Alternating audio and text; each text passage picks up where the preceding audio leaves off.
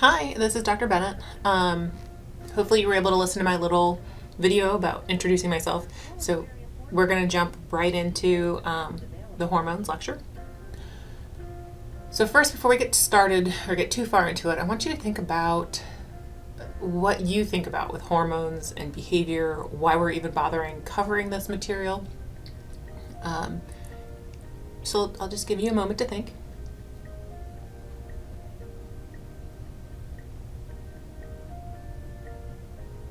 Okay, well, let's see if you came up with some ideas. So an example that we get in animal literature, but also in human literature, is looking at things like dating and sexual attraction. Those are things that are driven by hormones.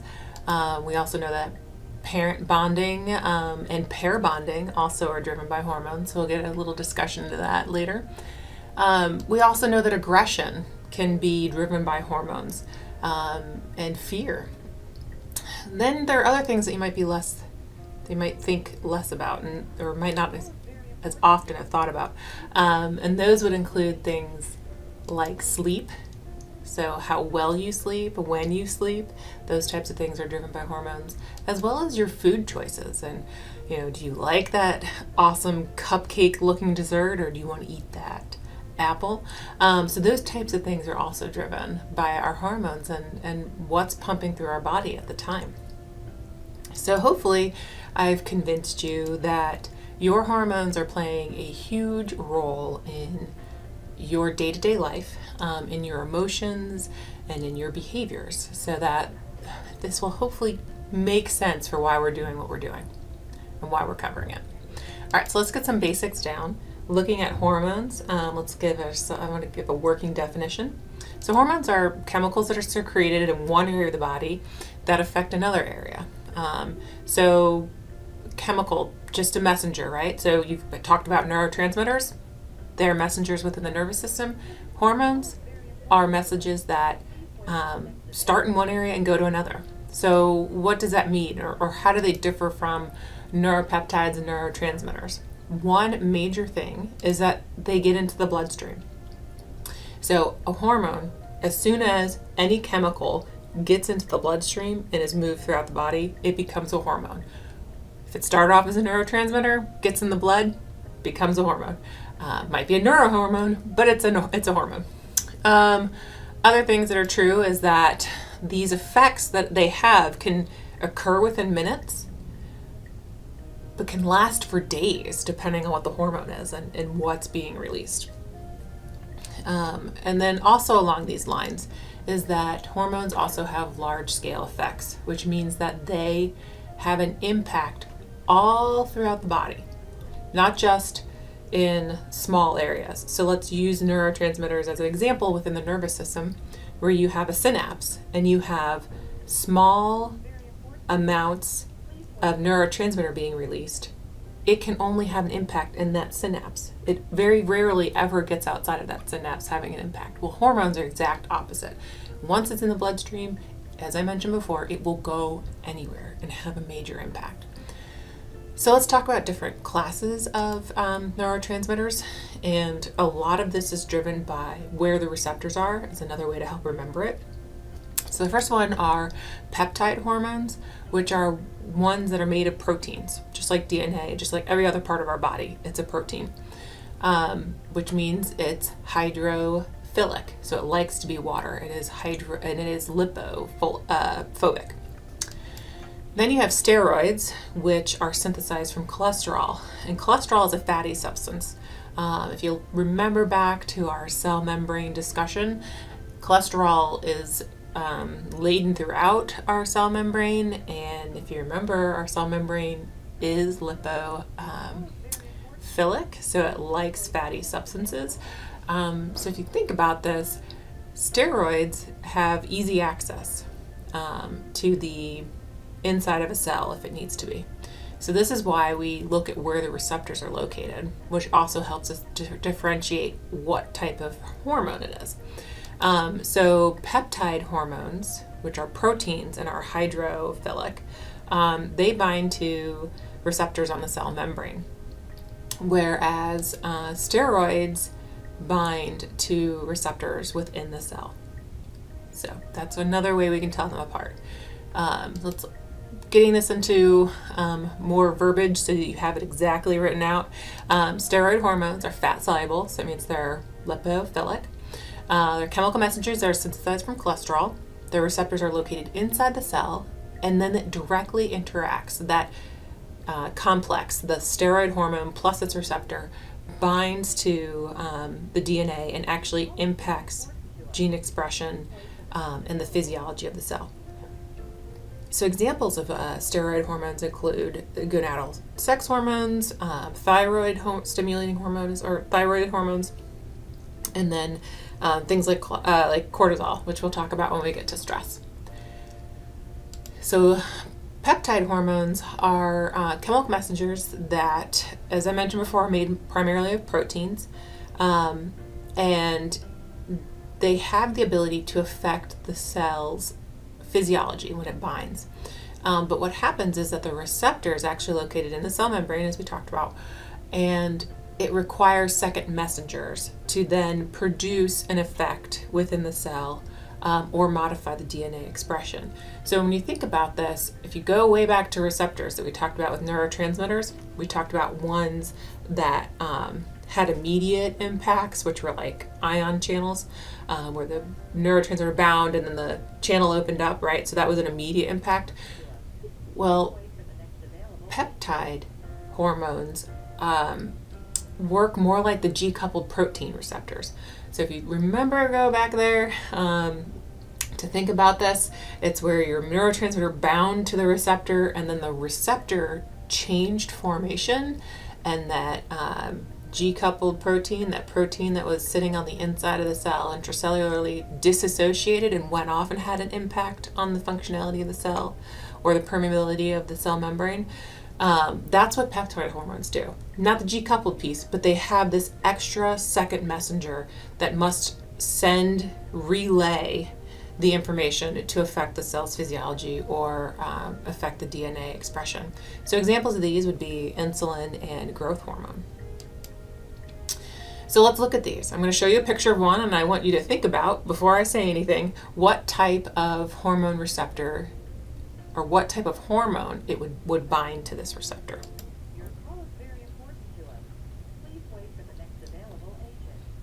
All right, so you see there are hormones binding. You see where the receptor's at. It's in the cell membrane, and it's using second messengers. So this is clearly a protein hormone binding receptor. The second one is the steroid hormone, and as you can see, the steroid hormone is able to get directly into the cell and bind to its receptor, and then it goes immediately to the DNA or the nucleus and actually has an immediate impact. It does take time. Anytime you modify cell or DNA expression, it does take typically hours for you to be able to see that change, maybe days depending on what you're modulating or changing, but it is much faster than per se the changes of DNA that might occur from a protein hormone. All right, so before we get too far away, or we're still in our introduction of hormones, you have to talk about the endocrine system, because that's what drives all your hormone release. So here's a quick picture for you to see, and we'll talk about each one. So in the brain, you have the hypothalamus, the pineal gland, and the pituitary gland that are responsible for really producing some neurohormones that go on and affect the rest of the body. Then you've got everything else is below or in the periphery. So we'll talk about the parathyroid and thyroid glands, the thymus. We won't focus heavily on those in this class or in this series of lectures, but recognize that they are part of the endocrine system. Then the other ones, you got your liver and kidneys, or your liver, actually, I'd say liver and pancreas probably go more closely related, as they affect glucose levels in the blood. And then you've got your kidneys, which control solubility, or the water in the osmolarity of your blood. And then you get your adrenals, which you guys will learn to love when we talk about stress. And then the last ones are focusing in on the kind of the gonads or the sexual hormones. So you've got your ovaries in females, and you've got your testes in males, and then in a pregnant woman, you also have the placenta, which is producing mass amounts of hormones to regulate the mom's endocrine system and menstrual cycle. So that's a whole mess. If you want to talk about that more, you're welcome to reach out to me. We can have a discussion. All right, so the important hormones, especially in regards to the remainder of these lectures for this class, we're going to focus in on those neuro hormones, so the hypothalamus, the pineal gland, and the pituitary gland. The other big piece is we're going to talk about the adrenal glands. That has to do with stress, as I mentioned before. So you're going to learn to love them a little bit and find out how cool they are when you're having a stress reaction. And then we're going to talk about sex hormones or gonadal hormones, and talk about what major roles these have in our development in utero, but then also as we are out, beyond that in adolescence, and then also in maybe mating behaviors.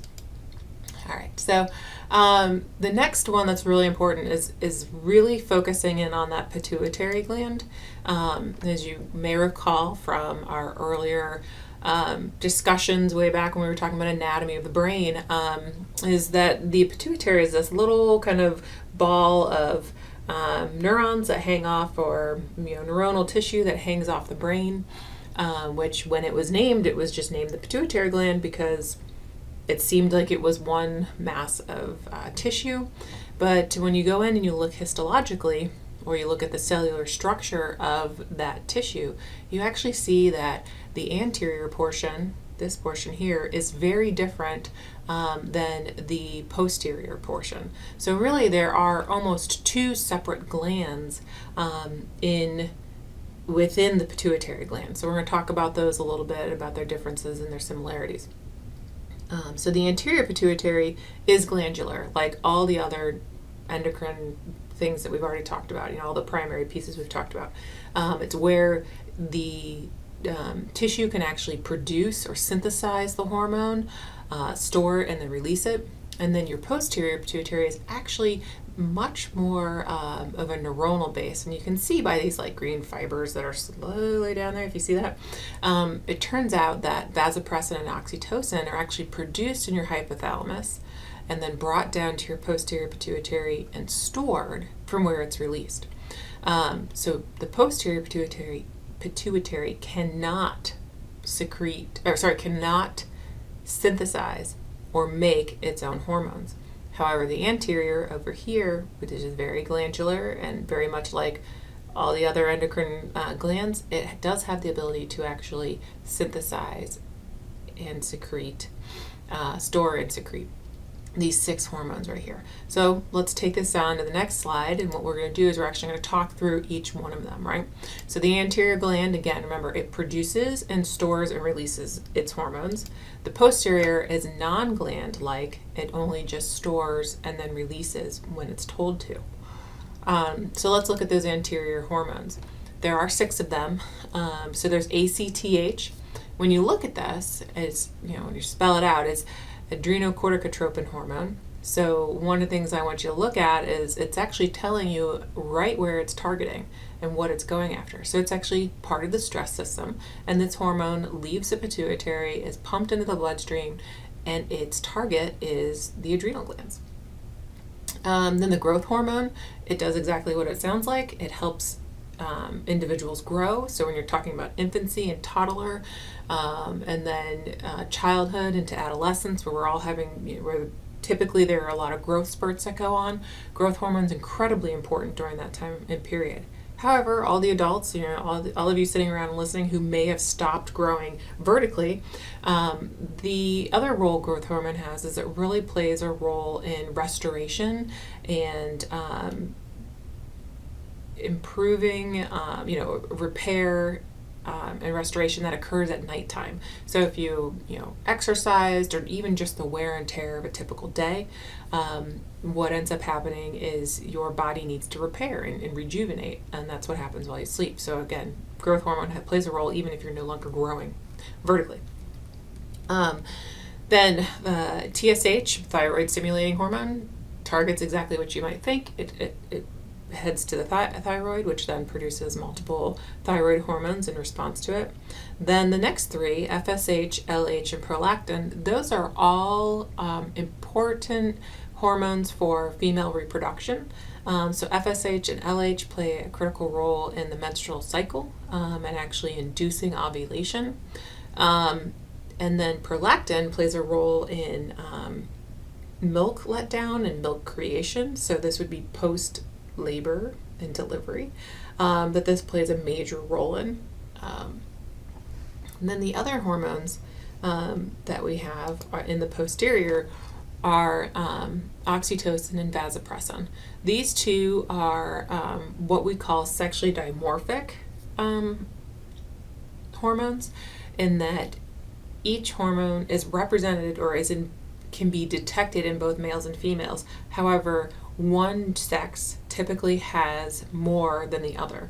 So oxytocin is typically elevated in females, where vasopressin is typically elevated in males.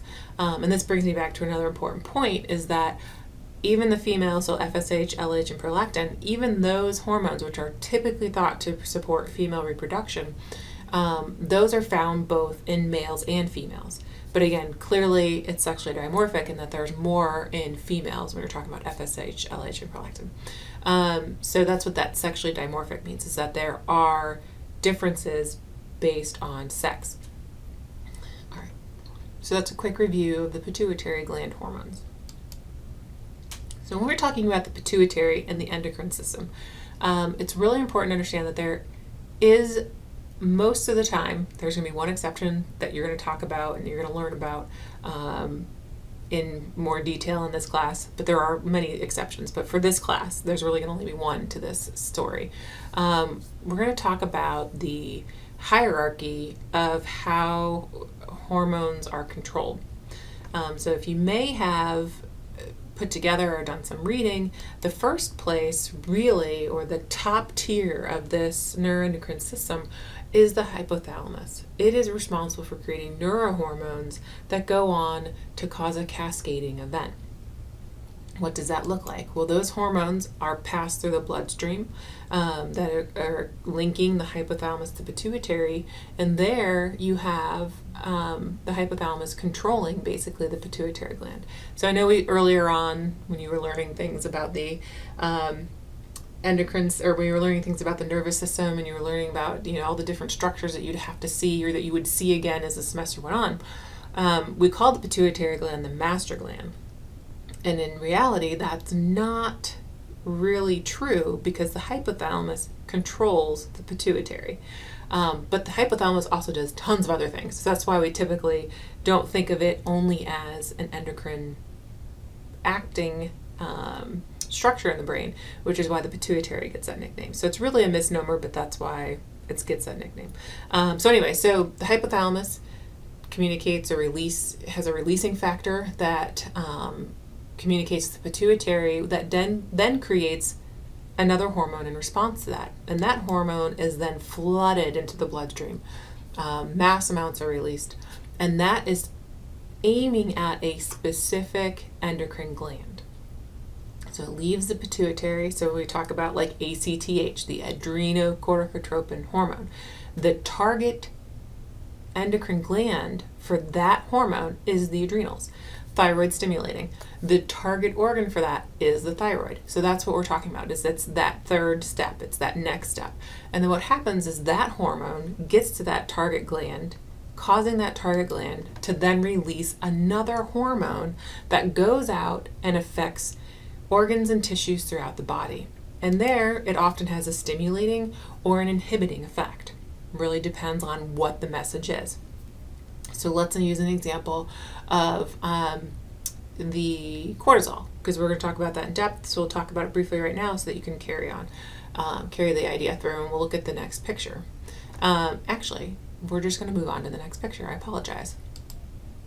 All right, this is a perfect example of what an endocrine system looks like, right? So we've got activation here of your hypothalamus, which communicates to your pituitary gland, which then pumps out a hormone to affect what this happens to be is the adrenal cortex or the adrenal gland. So it sends a hormone down here to have an impact. And then this gland pumps out a new hormone. And it turns out the adrenals pump out cortisol, which cortisol has stimulating effects, that's the green stimulation, on certain organs and tissues, but it also has an inhibiting effect on the hypothalamus and the pituitary. So one of the things that's unique about endocrine systems or endocrine pathways is that there always has to be this negative feedback. There always has to be this shutting down of the system, because the system will continue to go to exhaustion if it's not told to shut down. So let's talk about what these pathways look like a little bit more in depth. So I just want to, if you're really interested in this endocrinology and these endocrine pieces, I want to make sure you understand how to read pathways. So as this picture shows you, the green was stimulating or excitation, the red was inhibition. Well, often pictures don't come in color, or you might be colorblind, and the green and the red have a hard time. You have a hard time differentiating between those two. So they often use solid arrows, meaning excitation and stimulation, and dashed arrows or broken lines as inhibition. And we will see that as we go through my slides, especially when we get to stress. You're going to see this kind of key pieces of understanding endocrine pathways pop up again. So it's important for you to be able to work through that and gather and work on it. All right, so let's look at the three main functional groups of hormones. And this is, I believe, the last slide with regards to introduction. So we have what we call, and this is especially true along with the book talks about having three main functional groups. I disagree with it a little bit, and we'll talk about why as we get through the lectures, but at this point you need to know that there are three main functional groups for hormones. The first one are homeostatic hormones. So these are the ones that are responsible for maintaining a state of internal metabolic balance and regulation of your physiological systems. So we're talking about insulin and blood glucose, or glucagon. Glucagon is not blood glucose, but glucagon is released by the liver, which induces release of glucose into the bloodstream. Insulin is a hormone that causes the removal of glucose from the bloodstream. And glucose levels in the bloodstream do have an impact, not 100% correlation, but do have an impact on food-seeking behaviors. If your glucose is low, you will start desiring or craving food, whereas if your glucose is elevated, you're more in a satiated state where you're not necessarily actively seeking out food. So this is what we're talking about, a metabolic balance and the regulation of systems. That's where homeostatic hormones play a role. Growth hormone would be one at night, where it elevates to help you repair. That's the kind of thing that we talk about when we try to keep homeostasis, because that is an important piece for our bodies. Our bodies like to function in a little sweet zone, a sweet spot, and these hormones help regulate keeping us there. The other functional group, the second one, is the gonadal or sex hormones. These are hormones that have major impacts on development in utero, so we're going to talk through those a little bit. And then we also have the effects of sex hormones in an activating way, in a way that might drive mating behavior, and controlling reproductive function. So having a fertile male or having a fertile female, these hormones are really involved in keeping the process or keeping those systems in check and functioning well. The third and last functional group for the textbook are the glucocorticoids, and these are the these are the hormones that are responsible or are released when we're in a time of stress, whether that's a psychological stressor or whether that's a physiological stressor like exercise. These are the important, they play an important role in protein and carbohydrate metabolism. So these are those three main functional groups. So at this point, we're going to take a break, and then we're going to pick up talking about homeostatic hormones and run through sex hormones. And then video 3 will be talking about stress.